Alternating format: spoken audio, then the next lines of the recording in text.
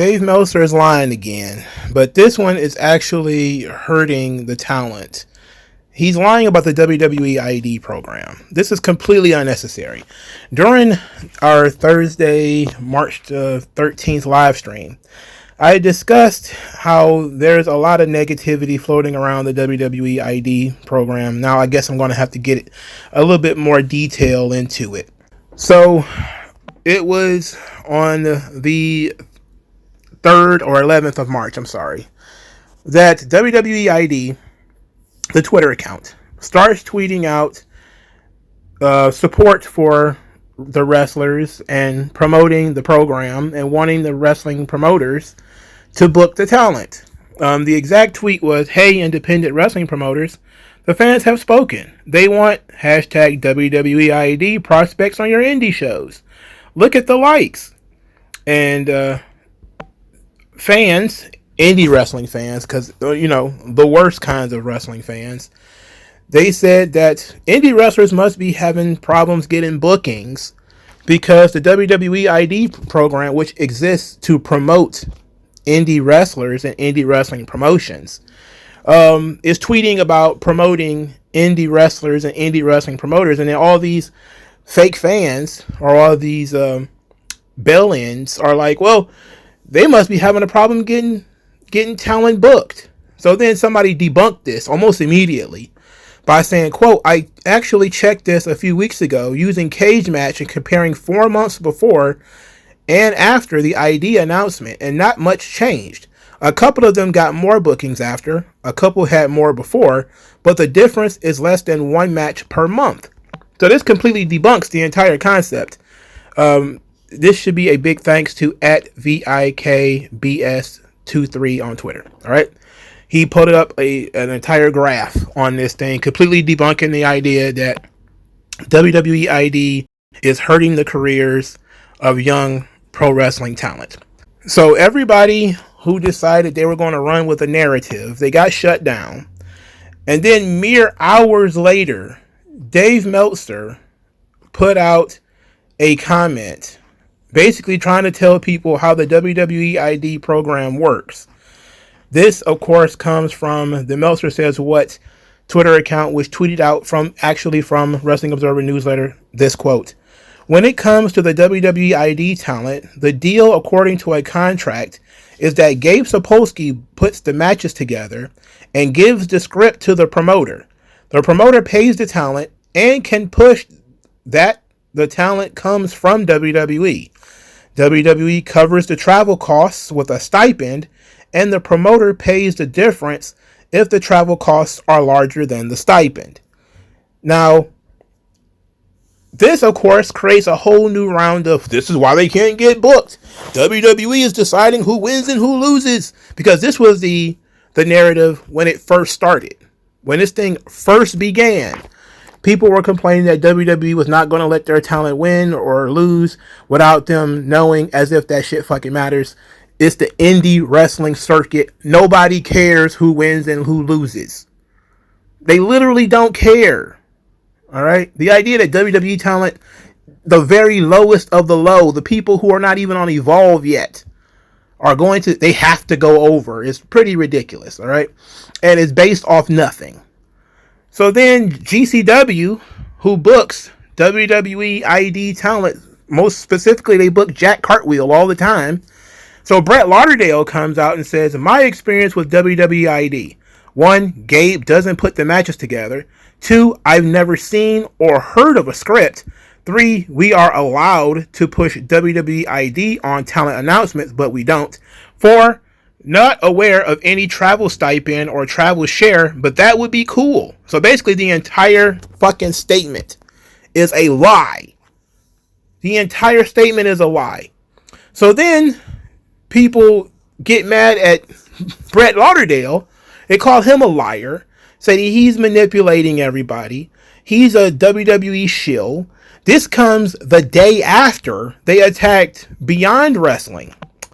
Beyond Wrestling operates in Massachusetts, and I did talk about this on the live stream, but I'm going to talk about it again here for the people who didn't listen to the live stream, which you probably should.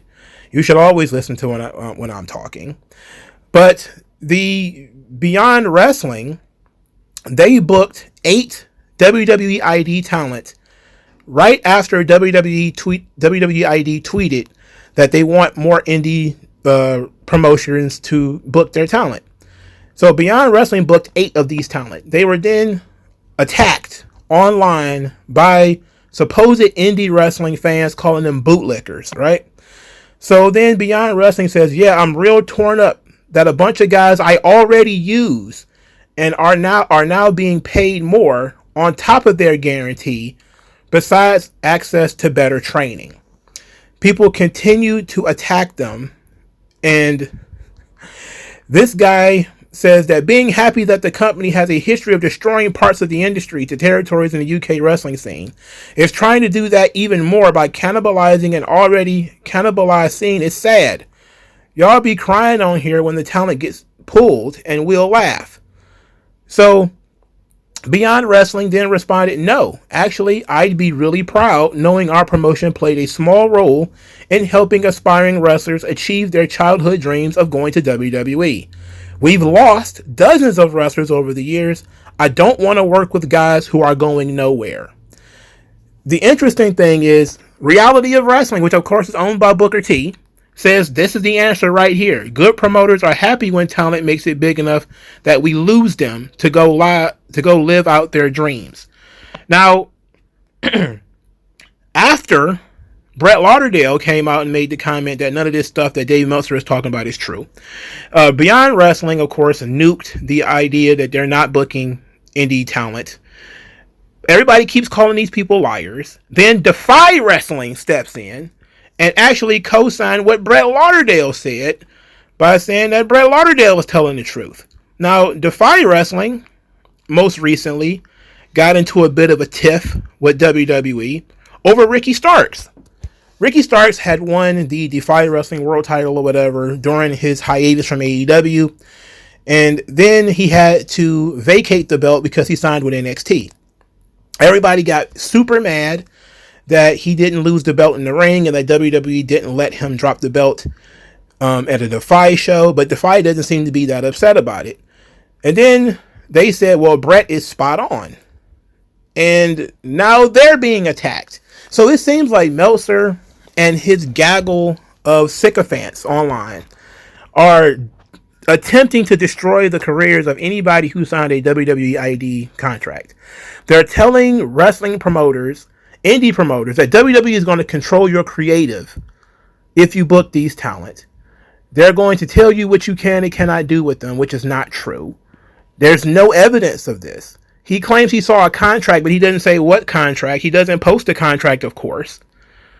And then when people say that it's not true, well, those people can't be trusted. So you got 4 wrestling promoters coming out and saying what Meltzer is saying is not true.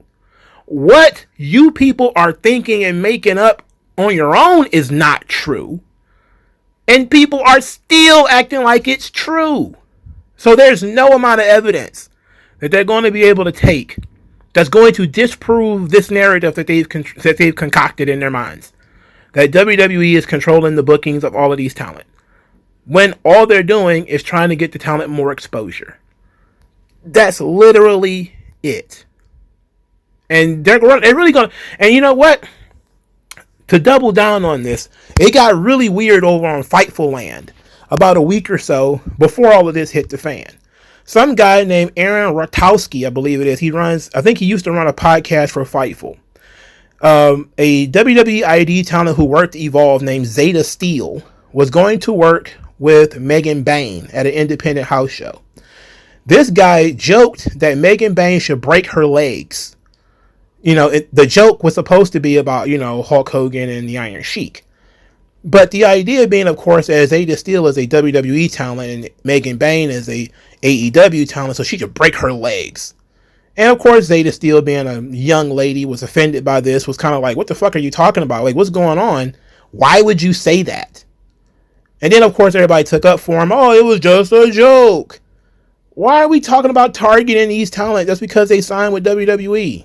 Why is that even a joke that you should be playing on people? Now, Megan Bain would never do anything like that. I'm pretty sure she's more professional than that. But the fact that these fans think that that's funny, that threatening these talent for no fucking reason. They ran the girl off of Twitter, by the way. She quit Twitter after this. The idea that people think this is funny and that Meltzer is fanning these flames with fake stories tells me that this thing is only going to end up one way, an absolute disaster. So it's like, do you want WWE to work with other promotions or don't you? Because for years it was all, oh man, we wish that WWE would work with other promoters. That would be so great if WWE would open up and work with other promoters. And then as soon as they start doing it, they're trying to create everybody. They're trying to eat up everybody. They're going to eat everything. Make up your mind. When Vince was in control, nobody was getting nothing. And it was a problem. Oh, they wouldn't let so-and-so go work somewhere else. It was a problem. Now, if it's a Japanese promoter like Noah who wants to book WWE talent, oh, it's a problem. Why are you working with the evil Fed? But if it's a small indie promoter who is no threat to WWE, who is the person who should be working with WWE, then you want them to be destroyed too. What's happening here? It seems that these people, it's not about the indies. It's not about Japan. It's not about talent, because you're only hurting the talent by creating and keeping up all this chaos. What it is you hate WWE, which is fine, but stop projecting all your bullshit onto other people. Just stop it. Projecting your hatred of WWE onto the indie talent who work there. Look, you want to make fun of, and I saw some people making fun of the talent on Evolve, which is fair. I think if it airs on TV, it's fair. So you want to make fun of these guys for being lame or whatever on TV. Well, this is what Evolve is for, so that they can get better. Same thing with NXT. You know, it is what it is. You want to get your jollies making fun of them, that's fine. Hell, I do too. But that's one thing. Making fun of their characters on TV is one thing. Saying that wrestlers should, break their legs is another. Laughing if they can't get bookings is another. Why would you do that? And then what difference does it make? Let's say they can't get bookings. They'll just book them on NXT. There's an easy fix. Oh yeah, we can't get you any outside bookings. Well, we'll just have to bring you into NXT or whatever. Oh wow. I'm sure that's the worst thing that could possibly happen to them. No. This was created as a win for WWE to work with indie wrestling, to turn the page, to have a whole new leaf where WWE is no longer high up on the hill with their boot on everybody's neck, but to actually say, okay, there is a path to WWE citizenship. You have to go through the ID program if you're, a relative unknown. You go through Evolve, then you get to NXT, and you work your way up from there. But they don't want that either. They wanted WWE to, extend the ladder to help people get into the company. But then when they do that, they want that ladder kicked away. They want to threaten people who decide to sign up. It's ridiculous. It's absolutely ridiculous. And it's affecting the fans and the talent. It's not going to hurt WWE at all. If they close the program tomorrow, WWE will not be hurt at all. It's only going to hurt the talent.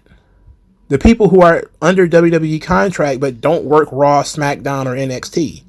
Those are the people who are going to be hurt. But you don't care about them. You pretend to. You talk like you do. But ultimately you don't. What you care about is your own hatred of WWE. And Meltzer fanning the flames is even worse. Because he should know better. He really should know better than to put out all this fake information. Trying to supposedly take a shot at WWE, but you really only hurt, again, the wrestler. That's who's being hurt when you come up with all this fake shit. Because now the promoters who don't work with WWE regularly are going to be like, I don't want to book a talent in WWE, have to tell me who wins and who loses. I don't want to deal with that. It's too complicated. I'd rather not. When that's not the case at all. So you're hurting that promoter because that promoter is now not taking the opportunity to have WWE promote his show. You're hurting the talent by costing them bookings. And what do you get out of it? You get nothing. You don't actually benefit at all out of all of this. And that's the weird thing about hatred. You're going through all of this nonsense and you get nothing out of it. There's nothing in this for you. There's no profit. You know, what do you get out of this? You think people are going to buy a subscription to the Wrestling Observer newsletter? No, that's not what you're going to get out of this. Maybe you might be able to deter other wrestlers from signing up, which might be the goal, and try to, kind of nudge those people into AEW, which might be the goal here, is to nudge people towards AEW. But it's not even going to benefit AEW, because signing talent is only one thing. You have to actually recruit talent and develop talent, and AEW has no history of that. There's no talent that you could look at the top of AEW's card that weren't developed somewhere else and then came into AEW. I think MJF might be the only one where you could say they did a lot of letting MJF grow and giving him a spotlight. But look at all the guys that they've tried to do this with, from Jack Perry to Sammy Guevara to Daniel Garcia to Wheeler Yuta, and all these people have flopped. Nick Wayne. Just countless. And all these guys are still very young, but they're not doing anything with them. AEW already has a whole crop of young guys on the roster that they don't do a fucking thing with. So why saddle somebody else with this thing too? Let them find their way, however they're going to find their way. Maybe WWE is not the right thing. Maybe the WWE ID program is not for them. Maybe it is. Who knows? Let the people try and fail as they might without you pushing bullshit narratives. Because that's really what it is. It's an agenda to attack Gabe Sapolsky and WWE. And Gabe Sapolsky might not have the best reputation. Most wrestling promoters don't have a good reputation. But if 4 promotions are telling you what you're saying is not true, then I'm going to go with the 4 promoters who are saying it's not true, especially since you do not provide any evidence to show that what you are saying is true. And I wish that a lot of fans would look at things that way too. But instead, they have already made their decision. They hate the program because Meltzer said that they should hate it. And that's it. They hate WWE, period, anyway. So everything about it, they want everything to fail. They want the NIL to fail. I don't know why you would want, second string or third string quarterbacks or wide receivers or whatever to not be able to find another job. Why would you be against that? See, what do you get out of that? What do you get out of the NIL program failing? But that's what they want. What do you get out of, the ID program failing? You don't get anything out of that. It's not going to automatically make your favorite indie promotion better. So, what do you get out of it? It's just negativity for negativity's sake. At least if I'm going to hate something, I'm hating something because I'm hoping that something else is going to improve. When I go off on like Juice Robinson or Sean Spears, I'm hoping to improve the quality of that show. You're not even trying to do that. Most of these companies are so small that it doesn't even matter. And you're arguing with them on social media about the contracts that they chose to get involved with? That's ridiculous. Editing Mongo here. So the bulk of this video was recorded probably a day or two before you actually heard it. The follow-up to this is that Dave Meltzer actually deleted this WWE ID assumption out of his website, but he did so without printing a retraction or an apology. So instead of apologizing for the bad information he put out there, he's going to pretend that he didn't put it out there. Well, thankfully, sites like, accounts like Meltzer Said What, chronicle these sorts of things. So we know that Meltzer put this negativity out into the world. And then when he was asked about it on social media, A fan asked him, says, Dave, any word on the WWE ID thing? Were you given wrong information, or are there different standards for different promotions? Meltzer replied, Joe Lanza did a breakdown. So the fan X is asking people to sign up for a page. That'd be Voices of Wrestling, by the way. I asked a simple question. I'm assuming there are different standards for different promotions and situations, which isn't surprising. Can you confirm that at least? And Meltzer, of course, never replied. So he put out bad information. It got aggregated by a bunch of sites, one of whom being Voices of Wrestling. And then Brett Lauderdale, Defy Wrestling, and a bunch of others came out, said that this wasn't true. He backed off, deleted it from the online version of his newsletter, and then did not respond and directed people to Voices of Wrestling when questioned about it. And this is the guy that you people have spent years and years and years claiming as the best wrestling journalist in the business. This is the guy that's quoted in books. This is the guy that when something happens, they shove a camera in his face. This guy, who can't even print a retraction to say, hey, look, sorry, or I got to... Now, here's another thing. David Bixenspan, he, of course, he's a slightly better chronicler than Meltzer. He actually does some digging. He actually does look into things. I don't like his conclusions all the time, but at least he's not 100% a lazy bastard. So Bixenspan says, quote, I think Dave got booking WWE talent mixed up with booking an official WWE ID match. What Dave wrote lines up with what I've heard about the latter. And I don't believe you, he's talking to the Defy Wrestling account, or Brett have booked any official WWE ID matches, even when booking ID versus ID. So there's a certain kind of match that might exist where Gabe Sapolsky is the one that is booking the match. So there is a version of this, but it has to be, an official ID versus ID thing, not just two ID talents. So I'm guessing if it's going to be something that WWE is going to show on their account, and they do show matches on the Twitter account sometimes, or they'll direct people to the YouTube or something like that. So maybe something like that, because it's going to be in the official WWE canon for Evolve purposes, or the ID versus ID, the championships that they're going to have and stuff like this.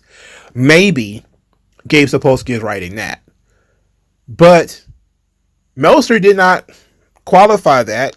He didn't even correct it. He didn't say, okay, this is what we learned. This is an update. Nothing. He just deleted it and then directs you to Voices of Wrestling as if they work for him, which they might. I don't know. In terms of figuring it out and fixing the problem. Even Bixenspan isn't perfect, right? So he, of course, also is running with the, indie wrestlers can't get booked, even though this has been debunked, right? He said WWE pulled everyone from indie bookings last minute to work the Evolve tapings. Really? I didn't see that anywhere. Did anybody verify that? I didn't see anybody say that. See, look, all this stuff just comes out. It's all negative, right? And he apparently says that these talents are making about $40,000 a year, which is a lot for an indie wrestler, especially since they're not on television. That's quite a bit. But again, there's so much negativity around this program, and there's so many people with so many opinions, most of whom cannot possibly... Look, indie wrestlers being pulled from the shows, let's say that that's true. There aren't the biggest stars in the world. It's not like you're pulling, John Moxley from the show, which has happened before. Remember when Ricky Starks got pulled from a GCW event? Nobody acted like that was like the whole, when GCW got Ricky Starks pulled, that was a problem. When he got pulled from Defy, well, that was just, you're trying to kill the indies. You're trying to murder the indies, bro. Same guy. Got pulled from the show. Now, a little different circumstances. He was a Defy World Champion or whatever, but he had been promoted for the GCW ballroom show, and he got pulled, which of course is a slap in the face to the company, because they were already in the middle of an argument about, you know, booking the venue so close to GCW booking in the venue. But it's amazing to me that so many people have so much negativity about this, when the whole point of this is to put money in the pockets of indie wrestlers, which is the guys that they claim nobody cares about. It wasn't that long ago. In fact, I think it was about 4 or 5 years ago when Braun Strowman made a comment about indie wrestling, where he said, if you can't feed yourself on your job, you should get a new job. I want to get his exact wording.